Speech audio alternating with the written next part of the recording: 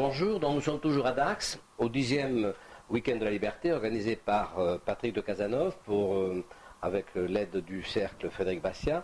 Et cette année, le plateau des conférenciers est particulièrement brillant. Et là, j'ai eu la chance de recevoir Madame Wappler. Donc Madame Wappler qui a un parcours tout à fait, qui est une scientifique. Voilà, il faut quand même savoir au départ que Mme Wappler est une scientifique. C'est important parce qu'on va rentrer dans le domaine de la politique, qui est plutôt un domaine littéraire, disons, hein, et dans lequel il est rare qu'on parle scientifiquement. Alors nous allons parler donc scientifiquement d'un sujet très particulier. Mme Wappler, je crois que vous travaillez avec Agora, c'est ça? Je travaillais. Vous travaillez avec Agora. J'ai rejoint le camp des vampires, c'est-à-dire des retraités. D'accord. Voilà. Très récemment. Donc vous avez un passé qui parle beaucoup de la faillite de l'État, de la catastrophe de la dépense publique. Mais là, aujourd'hui, oui, vous êtes venu nous parler du droit au salaire complet. Alors ça, c'est assez intéressant. Personnellement, je suis assez ami avec Claude Reichmann, que j'aime beaucoup. Je ne sais pas si il est un peu polémique, moi je l'aime bien. Et donc, depuis longtemps, j'ai des enfants qui sont, je dirais, des rebelles à la sécurité sociale. Et donc, votre discours m'a évidemment beaucoup intéressé, mais je ne l'avais jamais vu sous cet angle-là, que j'ai trouvé très intéressant. Parce que il y a longtemps que les indépendants, qui sont à peu près une poignée de 3 millions en France, se battent contre le monopole de la sécurité sociale. Pas du régime social, des indépendants, voilà. Oui, et qui est en fait, régime... Finalement, ce ne sont pas les plus touchés. En réalité, les plus touchés, ce sont les millions de salariés ordinaires, qui en fait paient une facture beaucoup plus importante, parce que très souvent, elle est par rapport à leurs revenus beaucoup plus importante que ça peut l'être chez les professions libérales. Alors, c'est sûr que chez les salariés du secteur privé, les cotisations sociales représentent en gros 75% du salaire complet. C'est énorme, Alors, il faut définir ce qu'on entend par salaire complet. Donc, le salaire complet, c'est le salaire net, celui en général que l'employé connaît.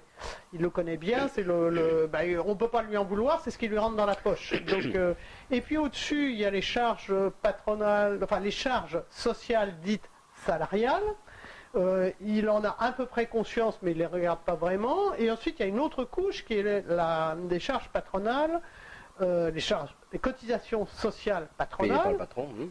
Mais le distinguo entre les deux types de charges, la distinction en fait ne repose sur rien. En fait, le salaire, le coût des gens, oui, tout à fait. donc là où l'entreprise, l'entrepreneur, le patron, etc., va baser une décision d'embauche ou non, de licenciement ou non, etc., c'est clairement le salaire complet. Voilà. Et alors, donc, moi, je me permettrais de rajouter qu'il y a un prix du marché du salaire. Hein. Si l'on exclut les gens qui sont non productifs, donc en gros les fonctionnaires, le reste, il y a un prix de marché. C'est-à-dire, vous ne pouvez pas donner un salaire qui va vous faire perdre de l'argent, parce que sinon votre entreprise fait faillite. Donc automatiquement, le salaire répond au marché. Donc la question c'est, pourquoi le salarié n'a-t-il pas sa valeur marché de son salaire? Qu'il a une valeur marché de son salaire, il a du mal à en discuter, parce que en fait, cette valeur marché, elle est complètement trichée par le fait que son employeur est parallèlement un percepteur qui encaisse les charges sociales, mais qui maintenant, depuis le mois de janvier, encaisse aussi l'impôt. Oui, et d'ailleurs, on peut regretter que les syndicats patronaux n'aient pas été vent debout sur la perception de l'impôt sur le revenu. Hein, ils se sont très gentiment laissés faire. Je ne sais pas ce qu'ils ont eu en contrepartie, peut-être les réductions d'impôts sur les sociétés que leur a fait miroiter le gouvernement, mais j'ai trouvé ça très, très décevant de la part d'un certain patronat, cette espèce de collaboration en matière fiscale. Le mot est tout à fait celui qu'il faut employer. Parce qu'en réalité, ce qui se trouve, c'est qu'on a artificiellement un conflit de société qui s'installe entre le patronat et les salariés, et dont les politiques font semblant d'être des arbitres, alors que c'est eux qui génèrent ce conflit, parce qu'en réalité, normalement, entre le salarié et son patron, il n'y a pas de raison qu'il y ait un conflit, parce que les salariés sont parfaitement assez grands pour se défendre en disant au patron, vous avez gagné tant, je veux tant. Enfin, l'exemple typique, c'est les bateaux de pêche. Hein, c'est le bateau, il y a une part pour le bateau, une part pour le capitaine, une part pour l'armateur, une part pour les marins. Oui. Puis ça marche depuis des siècles. Oui. Bon, donc, si vous voulez, là... le syndicalisme a réussi à tuer ça, mais bon... Oui, ça a marché pendant des siècles. Voilà. Donc, ça veut dire qu'il n'y a pas de raison qu'il y ait un conflit entre patron et salarié. Donc, ce conflit est artificiel et particulièrement généré parce que le patron devient l'encaisseur, et donc il apparaît comme celui qui prive le salarié d'une partie de son salaire. Oui, et alors vous parliez du prélèvement à la source de l'impôt sur le revenu. Eh bien, je vous parie que dans une décennie, si on continue comme ça, les gens regarderont le net, et quand il y aura une augmentation d'impôt sur le revenu, ils iront glapir auprès du patron. C'est pour ça que c'est ahurissant, en fait, cette espèce de... Oui. Mais c'est pour ça que votre discours, moi, je le trouve exceptionnel. Alors, j'ai appris après que, effectivement, vous envisagiez d'avoir une activité, de démontrer politiquement que, mais je pense que vous êtes au cœur du sujet, c'est-à-dire que la vérité du salaire, c'est là que se passe l'escroquerie. La vérité du salaire, c'est ce que les gens doivent savoir, parce qu'il n'y a qu'à partir de là qu'on pourra retrouver une entente.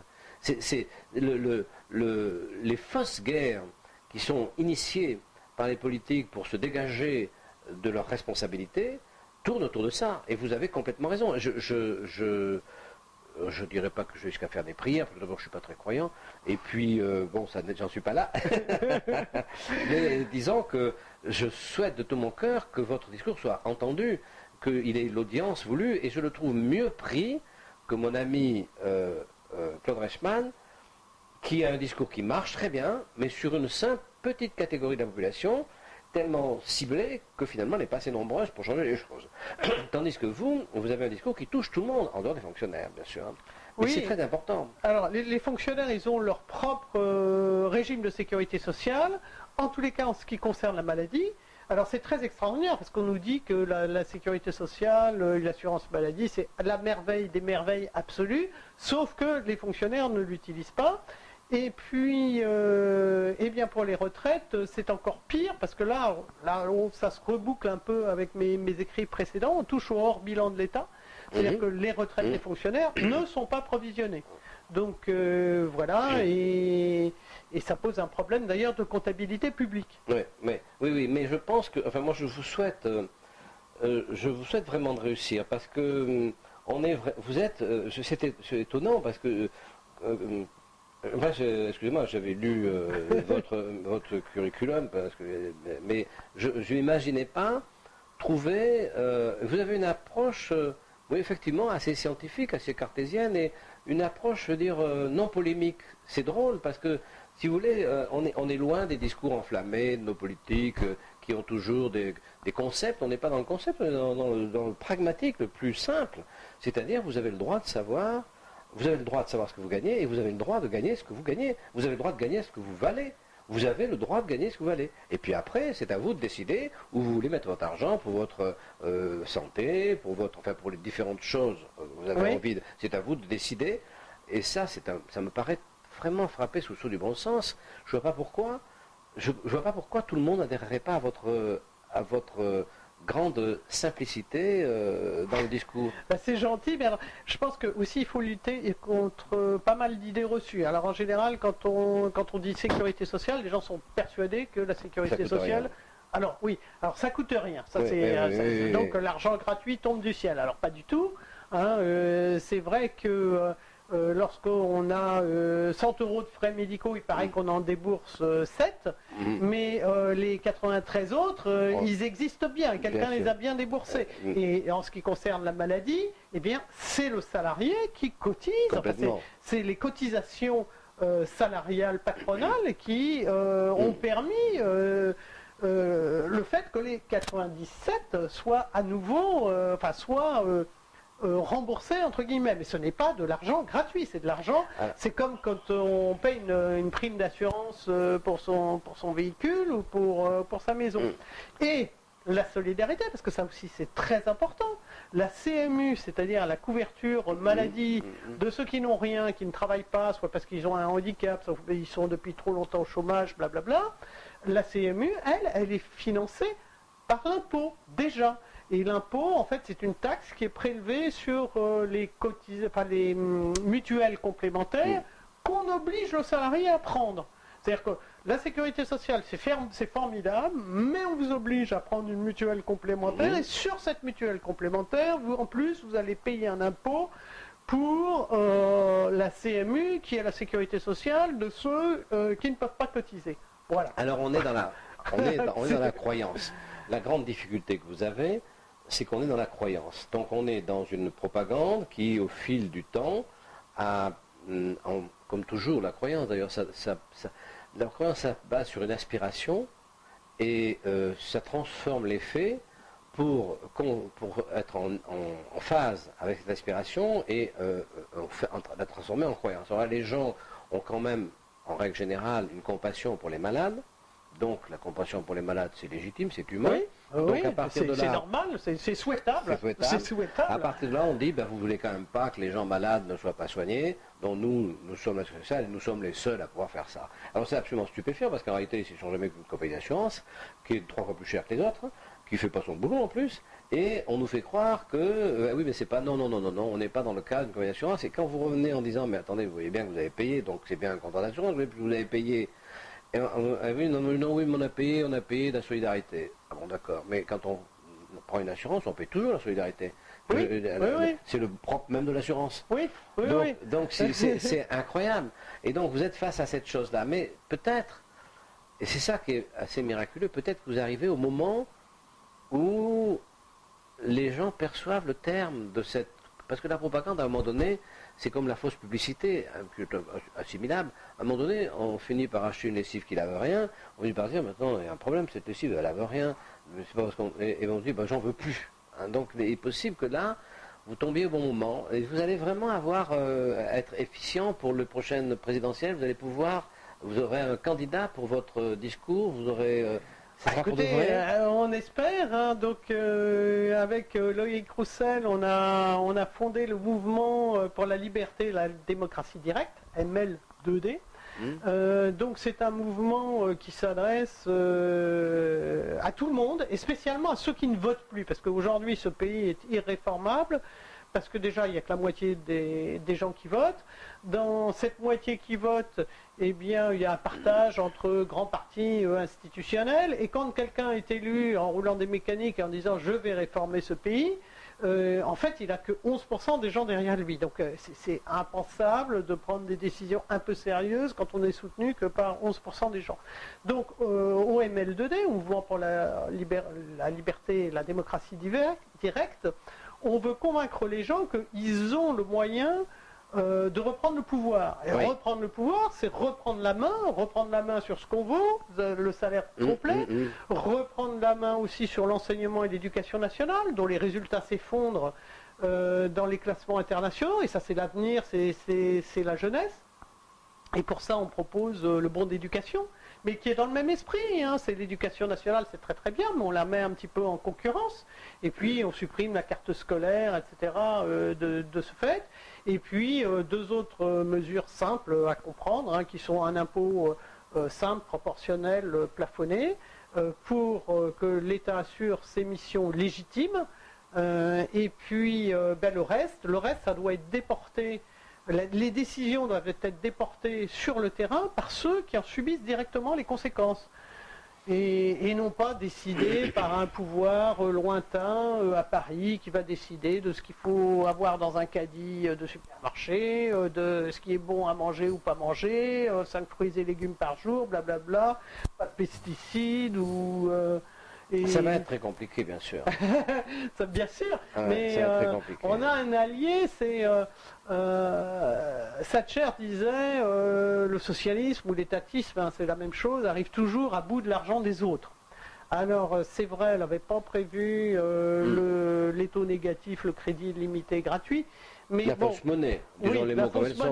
Mais comme le disait très bien Bastien, on va reboucler, la monnaie c'est pas la richesse, hein. Il y a tout un couplet, toute une merveilleuse citation de Frédéric Bastiat sur ce qu'est la richesse.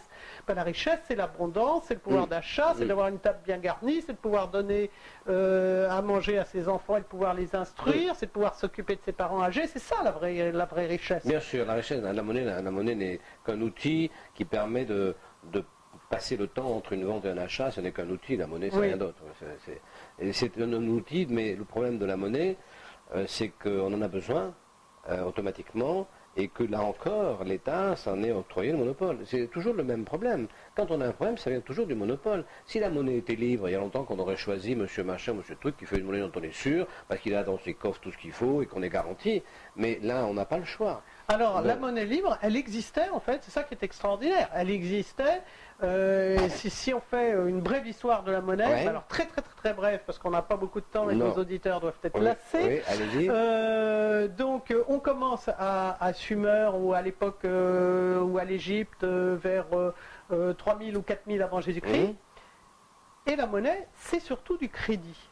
Et les registres de dette, ils sont tenus par les scribes, les grands prêtres, l'autorité religieuse ou politique de l'époque. Et puis, ça pose des problèmes, parce que il faut que ceux qui contractent soient d'accord sur l'autorité religieuse, politique, qui est forcément limitée en territoire. Donc, il y a divers essais de marchandises, de monnaie comme marchandises qui sont faits, tout et n'importe quoi, des coquillages, des coraux, du jade, du bétail, et l'or et l'argent. Et puis finalement, l'or et l'argent sont cooptés dans le bassin méditerranéen. Et il s'ensuit une expansion fulgurante, là on est 600 ans avant Jésus-Christ, expansion fulgurante du commerce. Et on suit la trace de ces monnaies qui sont privées, mais d'or et d'argent, par les caravanes, les échanges, etc. Retour de l'État là-dedans, qui se dit, mais tout ça c'est dangereux, parce que si je ne contrôle pas la monnaie, comment je fais rentrer les impôts? Eh oui, toujours la même histoire. Alors du coup, il y a un gars qui a une idée géniale, qui est Aliat, qui est le père de Crésus, qui est le roi de Lydie, et qui dit, moi, je vais frapper des pièces de monnaie à mon effigie, et comme ça, j'en garantis la teneur et la pureté. Et je prends une petite... c'est là qu'il commence à tricher. Et je prends une petite commission au passage. Voilà, donc c'est plus de l'or pur, j'y mets un peu de cochonnerie dedans, voilà, tout va bien. Et puis il y a des petites triches monétaires, mais l'or et l'argent subsistent jusqu'à l'expérience de John Law en France. Aux États-Unis, il n'y a pas longtemps que le dollar n'est plus sur l'or. Et au décrochage de... Mais en fait, la monnaie du peuple, la monnaie publique, la monnaie de tout le monde, c'est l'or ou l'argent. Alors l'argent en général, c'était les petites transactions, c'était bon, et puis les grands États, les rançons des grandes secondes, c'était de l'or. Mais elle existe en fait, cette monnaie privée. Alors après, il y a le Bitcoin qui est une initiative de monnaie privée dématérialisée. Vous parlez de la monnaie acceptée et non pas de la monnaie imposée. Dans le fond, c'est ça le vrai problème. Il y a la monnaie que les gens sont prêts à accepter en disant oui, je suis d'accord pour que ma transaction soit faite avec ça parce que j'ai confiance dans ça. Et puis vous avez, oui, je fais la transaction avec ça parce qu'on m'oblige de la faire avec ça, mais je n'ai pas confiance. À partir du moment où on n'a plus confiance dans la monnaie, les transactions deviennent difficiles, donc le commerce se complique, évidemment. Oui. Évidemment, et puis, parce que le troc, c'est limité. Oui, c'est un peu limité, et voilà. Bien, écoutez, nous sommes très heureux de la connue, mais on souhaite le plus grand bonheur à votre tentative politique, bien que je vous avoue en tant que simplement personnel que ça va être très dur. Oui, mais, ça va être très dur. Vous savez, à chaque fois, au début... Vous pouvez compter sur moi pour convaincre ma femme. Au début, on dit qu'une idée, elle est folle. Et puis, là, le salaire complet et tout, ça paraît une idée folle. Non, le salaire complet, c'est pas une idée. Moi, je suis pas d'accord. De tout ce que vous m'avez raconté, excusez-moi, de tout ce que vous m'avez raconté, le salaire complet me paraît l'idée de base. C'est pas une idée folle. C'est la seule chose que tout le monde peut comprendre. Mais le bon d'éducation aussi. Non, moins facilement, parce que d'abord, beaucoup de gens s'en foutent d'éducation, et puis, c'est pas la même chose. Non, ça touche pas tout le monde. Tandis que le vrai, quand vous dites aux gens, vous savez, vous ne connaissez pas votre vrai salaire. Vous ne connaissez pas votre vraie valeur. Votre vraie valeur. Oui. Et vous êtes peut-être payé 10% de votre valeur. Est-ce que vous êtes conscient de ça? Parce que le type qui a 1000 balles, entre 1000 balles et 10 000 balles, il y a une sacrée différence. Hein. Oui. C'est de ce niveau-là. Hein. Oui. Donc, et c'est de ce niveau-là pour de vrai. Et ça, je pense que c'est votre atout clé. Ça, c'est quelque chose que tout le monde peut comprendre. Moi, j'ai des enfants, j'en ai pas beaucoup de salariés, j'en ai 3, j'en ai que un. Mais si vous voulez, je vois les gens autour de moi, si on arrive à leur faire comprendre qu'ils ne touchent que 10% de leur valeur, et que non seulement ça, mais si on enlève les 90% qu'on leur vole, en plus la valeur va augmenter parce que l'économie va mieux marcher, ça veut dire qu'ils touchent rien du vent par rapport à leur valeur, par rapport au travail qu'ils font, ils ne touchent rien, alors qu'on leur fait croire qu'ils touchent beaucoup parce qu'on les compare avec d'autres sociétés non structurées, dans lesquelles il n'y a jamais eu de discussion, et il y a toujours des systèmes féodaux en quelque sorte, c'est-à-dire des gens qui ont une espèce de droit absolu sur les autres, et donc qui effectivement les volent. Mais nous, on n'est pas comme ça. Donc si les choses étaient claires, c'est sûr que, mais ça, je pense, vraiment ça, vous pouvez, il faut en faire le fonds de commerce de votre campagne. Vous avez, moi je vous dis franchement, je suis rien du tout, hein, mais le peu que je suis, on n'est rien du tout. Je vous dis que ça, c'est d'abord un argument que personne n'a, déjà, il est à vous, hein, et c'est celui qui peut opérer une bascule, parce que je pense vraiment que les gens peuvent comprendre et faire la paix entre eux, dire mais non, il n'y a aucune raison que le patron et le salarié soient toujours en train de se crêper le chignon parce qu'il y a un voleur qui leur prend le pognon, qui les regarde qu'à tous les deux. C'est ça l'histoire. Hein. Il y a quelqu'un qui vient prendre dans votre poche, à vous, travailleurs, aussi bien travailleurs salariés que travailleurs indépendants, on vient prendre de l'argent dans votre poche pour en faire je ne sais quoi, alors que tous les deux, vous pourriez avoir une vie beaucoup plus harmonieuse. Contracter paisiblement. Ça, c'est un bon plan. Hein. Eh bien, merci. Bien, merci, et puis à bientôt. Au revoir.